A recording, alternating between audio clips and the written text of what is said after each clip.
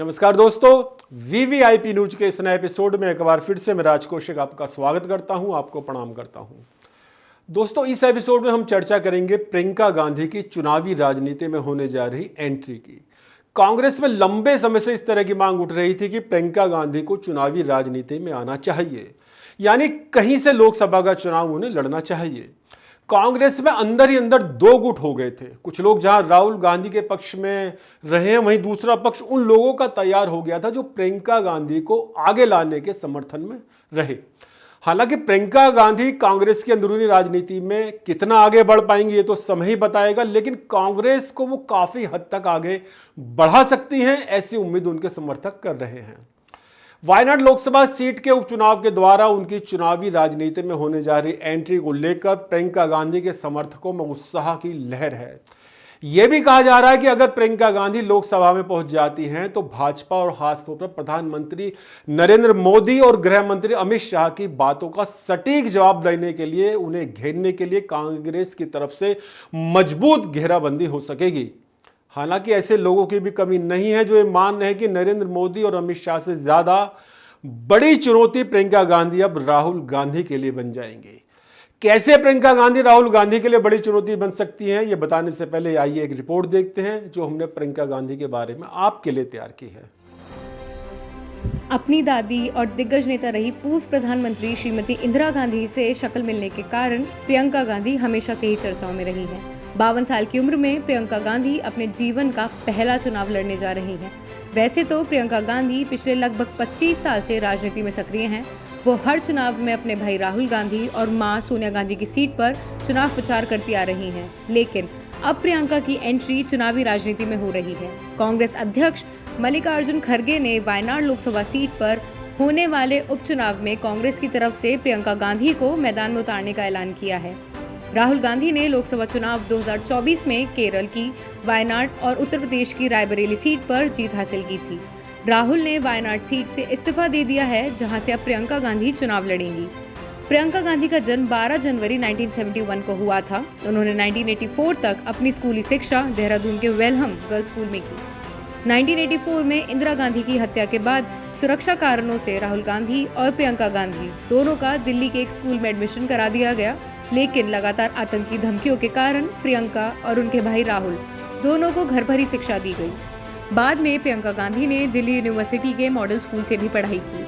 स्कूली शिक्षा के बाद ग्रेजुएशन के लिए उन्होंने दिल्ली यूनिवर्सिटी के जीसस एंड मैरी कॉलेज में दाखिला लिया और वहां से उन्होंने मनोवैज्ञानिक में स्नातक की डिग्री ली। इसके बाद 2010 में बौद्ध अध्ययन में मास्टर डिग्री प्राप्त की। प्रियंका गांधी की शादी 18 फरवरी 1997 को बड़े व्यवसायी रॉबर्ट वाड्रा से हुई थी। रॉबर्ट वाड्रा का जन्म 18 अप्रैल 1969 में उत्तर प्रदेश के मुरादाबाद में हुआ था। उनके पिता राजेंद्र वाड्रा पीतल व्यवसायी थे और मां मूलतः स्कॉटलैंड की रहने वाली हैं।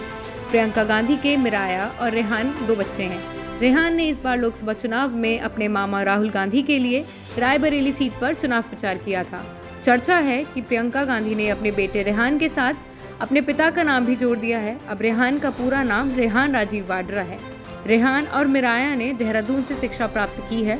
पिछले दिनों लड़की हूँ लड़ सकती हूँ के नारे के कारण प्रियंका गांधी को खूब प्रचार मिला था। 2019 में अमेठी से राहुल गांधी को हराने वाली स्मृति ईरानी की इस बार हुई हार और कांग्रेस प्रत्याशी किशोर लाल शर्मा की जीत में प्रियंका गांधी की मेहनत की बड़ी भूमिका रही है। मित्रों, प्रियंका गांधी नेहरू परिवार की 10वीं सदस्य होंगी जो चुनावी राजनीति में प्रवेश करने जा रही हैं।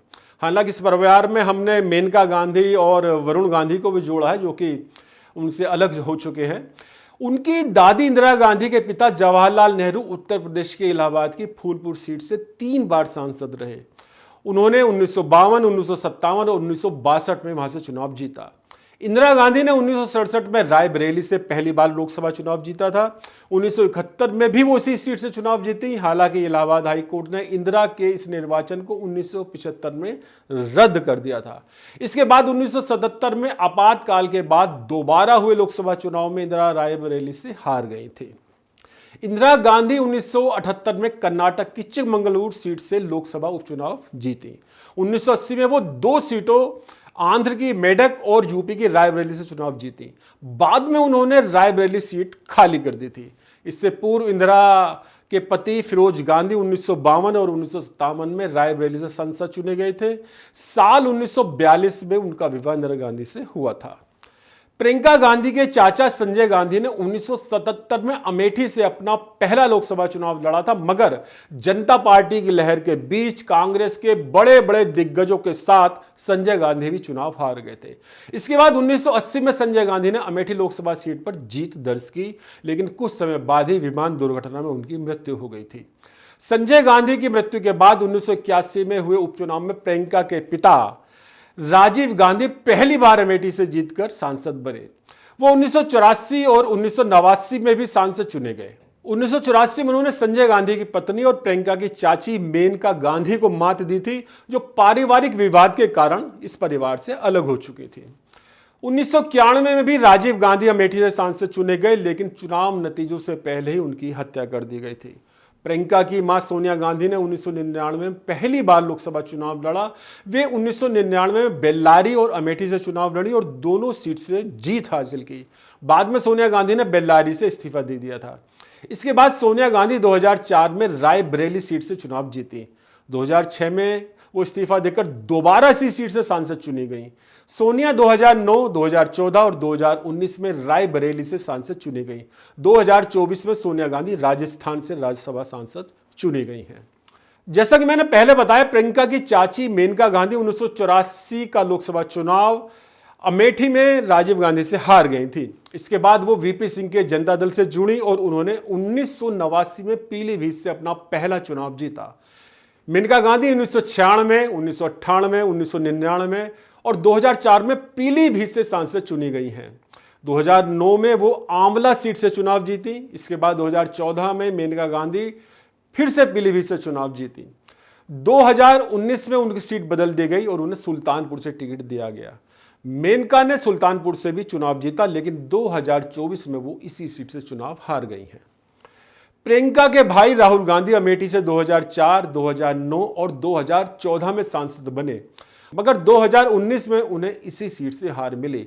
हालांकि वो वायनाड से चुनाव जीतकर संसद पहुंचे। 2024 में राहुल गांधी वायनाड और रायबरेली से चुनाव जीते हैं। बाद में उन्होंने वायनाड सीट छोड़ दी है। प्रियंका के चचेरे भाई वरुण गांधी पहली बार 2009 में पीलीभीत से और फिर 2014 में सुल्तानपुर से चुनाव जीते। 2019 में उन्हें पीलीभीत से टिकट दिया गया और उन्होंने वहां से भी जीत हासिल की। बीजेपी ने इस बार वरुण गांधी का टिकट काट दिया। चलिए दोस्तों, अब आते हैं मुख्य मुद्दे पर। अगर प्रियंका गांधी वायनाड से जीतकर लोकसभा में पहुंच जाती हैं और ऐसा लग भी रहा है कि वो जीत जाएंगी, तो उससे कांग्रेस को कितना लाभ होगा? मेरा मानना है कि प्रियंका गांधी के लोकसभा में पहुंचने के बाद कांग्रेस को निश्चित रूप से लाभ होगा, लेकिन वो स्थिति राहुल गांधी के लिए रस्सी पर चलने के समान भी हो सकती है। निश्चित रूप से प्रियंका गांधी जब लोकसभा में प्रधानमंत्री नरेंद्र मोदी और गृह मंत्री अमित शाह जैसे दिग्गज नेताओं से मुखातिब होंगी, तो उनकी बातें राहुल गांधी के मुकाबले ज्यादा तर्कपूर्ण होंगी। इससे प्रियंका गांधी की छवि और ज्यादा निखर कर देश की जनता के सामने आ सकती है।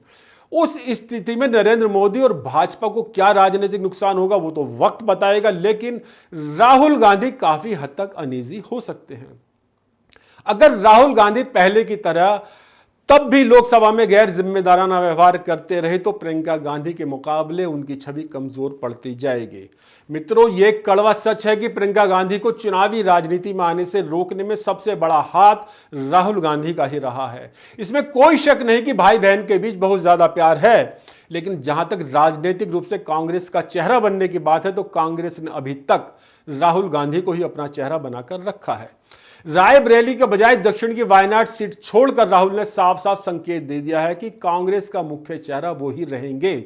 वायनाड की सीट छोड़ने के कारण दक्षिण के लोगों में निराशा की भावना ना पैदा हो जाए, इसलिए प्रियंका गांधी को वहां भेजा गया है, ताकि दक्षिण के लोगों को लगे गांधी परिवार का एक सदस्य अब भी उनके बीच है। अगर दक्षिण को साधे रखने की मजबूरी नहीं होती, तो शायद अब भी प्रियंका गांधी के चुनाव लड़ने के लिए राहुल गांधी तैयार नहीं होते। राहुल गांधी और कांग्रेस में उनके समर्थक इस बात को अच्छी तरह से जानते हैं कि प्रियंका गांधी के पार्टी में ज्यादा सक्रिय रहने और खासतौर पर चुनावी राजनीति में उतरने के बाद उनका कद पार्टी में और देश में दोनों ही जगह बहुत ज्यादा बढ़ सकता है। यही कारण रहा है कि प्रियंका गांधी को ज्यादातर रायबरेली और अमेठी सीटों पर प्रचार के लिए सीमित रखा गया। उन्हें कांग्रेस का राष्ट्रीय महासचिव भी बनाया गया, लेकिन बिना कोई पोर्टफोलियो के। इस बात को लेकर कांग्रेस में प्रियंका गांधी के समर्थकों में नाराजगी भी रही। प्रियंका गांधी के राजनीतिक सलाहकार रहे आचार्य प्रमोद हालांकि अब कांग्रेस से अलग हो चुके हैं, लेकिन वो और उन जैसे कई लोग प्रियंका गांधी के कद को बढ़ने ना देने की कोशिशों के कारण नाराज थे। देखिए हमसे हुई बातचीत में क्या क्या कहा था आचार्य प्रमोद। कौशिक जी, ये बात पक्की है कि प्रियंका गांधी से ज्यादा लोकप्रिय चेहरा कोई नहीं जी, लेकिन प्रियंका गांधी की पर्सनालिटी को धीरे धीरे करके, उनके व्यक्तित्व को धीरे धीरे करके, उनके नेतृत्व को खत्म करने की साजिश की गई। आगे आने वाले दिनों में ये इतिहास में दर्ज होगा जी। किस तरह प्रियंका गांधी को डिले किया गया, एक बड़ा सवाल है। किस तरह प्रियंका गांधी को जब लॉन्च किया गया 2019 में, तो किस रूप में किया गया, ये एक बड़ा सवाल है। प्रियंका गांधी जी को लॉन्च करने के बाद उन्हें फैसलों से दूर रखा गया, ये एक और बड़ा सवाल है। फिर जब राहुल गांधी जी ने 19 में चुनाव हारने के बाद इस्तीफा दिया, तो एक डिमांड उठी, एक मांग उठी कि प्रियंका गांधी को कांग्रेस की कमान सौंप दी जाए, प्रियंका गांधी को कांग्रेस का अध्यक्ष बनाया जाए। कैसे उनको साइड किया गया। फिर एक बार फिर डिमांड उठी कि प्रियंका गांधी को प्रधानमंत्री के पद का उम्मीदवार बनाया जाए। मैं भी उसमें शामिल था जी, क्योंकि मैं ऐसा मानता था कि प्रियंका गांधी इस देश में सर्वाधिक लोकप्रिय नेताओं में से एक है। अगर प्रियंका गांधी को प्रधानमंत्री के पद का कैंडिडेट बना दिया गया होता, तो आज 2024 के चुनाव के इस समर का, इस महाभारत का स्वरूप ही कुछ और होता, लेकिन वो नहीं हुआ। ये सवाल है। दोस्तों, इस लोकसभा चुनाव के दौरान इस बात की चर्चा बहुत ज्यादा रही थी कि कांग्रेस को अमेठी या रायबरेली से प्रियंका गांधी को चुनाव लड़ाना चाहिए था। आपको याद होगा कि चुनाव से पहले प्रियंका गांधी के पति रॉबर्ट वाड्रा ने कई टीवी चैनलों पर इस तरह के बयान दिए थे कि वो रायबरेली से चुनाव लड़ना चाहते हैं। प्रियंका गांधी के समर्थकों का मानना है कि रॉबर्ट वाड्रा एक तरह से प्रियंका गांधी के लिए ही जमीन तैयार कर रहे थे, लेकिन लोकसभा चुनाव में राहुल गांधी और उनके समर्थक खेमे के कारण प्रियंका गांधी को चुनाव लड़ने का निर्णय नहीं लिया जा सका। इस मुद्दे पर सोनिया गांधी भी राहुल गांधी के साथ रही हैं और यह सहज भी है। किसी भी मां की इच्छा हो सकती है कि उसका बेटा बड़े पद पर पहुंचे। न सिर्फ इस लोकसभा चुनाव में, बल्कि लंबे समय से राहुल गांधी प्रियंका गांधी के बहुत अधिक सक्रिय रहने के पक्ष में नहीं थे। 2017 के विधानसभा चुनाव में गाजियाबाद से के शर्मा कांग्रेस के प्रत्याशी थे। मैं उस समय दैनिक जागरण का ब्यूरो प्रभारी था। के शर्मा के कई नजदीकी लोग मुझसे आकर मिले थे और ये बात बताते हुए उनकी आंखों में आंसू और होठों पर लगभग गाली जैसे शब्द थे कि वो प्रियंका गांधी का कार्यक्रम गाजियाबाद के लिए ले आए थे, लेकिन ऐन वक्त पर राहुल गांधी ने उस कार्यक्रम को स्थगित करा दिया था। यानी 1917 में भी राहुल गांधी नहीं चाहते थे कि प्रियंका गांधी बहुत ज्यादा सक्रिय हों। दोस्तों, इस लोकसभा चुनाव में कांग्रेस की स्थिति में अच्छा सुधार होने के बाद और लगभग 35 विपक्षी दलों के गठबंधन इंडिया को सफलता मिलने के पश्चात कांग्रेस के लोगों को लगने लगा है कि अगर प्रियंका गांधी भी चुनावी राजनीति में आकर और अधिक सक्रिय हो जाएं, तो आने वाले समय में परिणाम और भी अच्छे मिल सकते हैं। लगभग पूरी कांग्रेस पार्टी और अन्य सहयोगी दलों के दबाव बनाने के कारण ही राहुल गांधी इस बात के लिए तैयार हुए हैं कि प्रियंका गांधी की चुनावी राजनीति में एंट्री करा दी जाए। जैसा कि मैंने पहले भी कहा, इससे कांग्रेस को लाभ होने की पूरी संभावना है, लेकिन व्यक्तिगत तौर पर राहुल गांधी की राजनीति प्रियंका गांधी के मुकाबले पिछड़ सकती है। यानी प्रियंका गांधी राहुल गांधी से आगे निकलकर कांग्रेस का मुख्य चेहरा बन सकती है। हालांकि ऐसा नहीं है कि प्रियंका गांधी जो कुछ भी बोलते हैं वो सही बोलती हैं या प्रभावशाली ढंग से ही बोलते हैं। राहुल की तरह कभी कभी उनकी भी जुबान फिसल जाती है, लेकिन उसके बाद वो सादगी के साथ गलती को स्वीकार भी कर लेती है। इसका एक उदाहरण मैं आपके सामने रखना चाहता हूं। जब वो अपनी दादी इंदिरा गांधी को गलती से पुरुष बोल गई थी, लेकिन बाद में इस तरह से हंसी कि उन्होंने अपनी उस गलती को ढक लिया। देखिए क्या और कैसे कहा था प्रियंका गांधी ने। मेरी दादी इंदिरा गांधी जी भी एक इसी तरह की महापुरुष थी, पुरुष नहीं थी, मतलब एक बहुत बड़ी हस्ती थी जिन पर आपका पूरा भरोसा था। दोस्तों, राहुल गांधी में इस गुण की काफी हद तक कमी दिखाई देती है। इसलिए माना जा रहा है कि लोकसभा में बड़े बड़े विषयों पर बातें करते हुए प्रियंका गांधी राहुल गांधी के मुकाबले ज्यादा प्रभावशाली साबित हो सकती हैं। अगर ऐसा होता है तो उस समय भी दो संभावनाएं बन सकती हैं। एक, राहुल गांधी पहले की तरह ही जिम्मेदारियों से भागते रहे, और दो, वो अपनी जिम्मेदारी को महसूस करते हुए और गंभीरता के साथ लोकसभा में पेश आएं और अपनी छवि में सुधार कर सकें। अगर ऐसा होता है तो निश्चित रूप से कांग्रेस को लाभ होने की संभावना बढ़ जाएगी। जहां तक सत्तारूढ़ दल यानी भाजपा और एनडीए के नेताओं की बात है, तो आने वाले समय में प्रियंका गांधी और उनके बीच संसद में बहस देखने लायक होगी। इस बात की संभावना भी बढ़ जाती है कि उस स्थिति में भाजपा के नेता भी और ज्यादा तैयारियों के साथ लोकसभा में अपनी बात को रखें और गंभीर विषय पर दोनों ही तरफ से गंभीरता के साथ बात हो सके। तो दोस्तों, आज के एपिसोड में बस इतना ही। जल्द मिलेंगे नए एपिसोड में एक नए विषय के साथ। यह एपिसोड आपको कैसा लगा कमेंट्स बॉक्स में जरूर लिखिए, और हां, सब्सक्राइब करना बिल्कुल ना भूलिएगा। VVIP न्यूज, नमस्कार।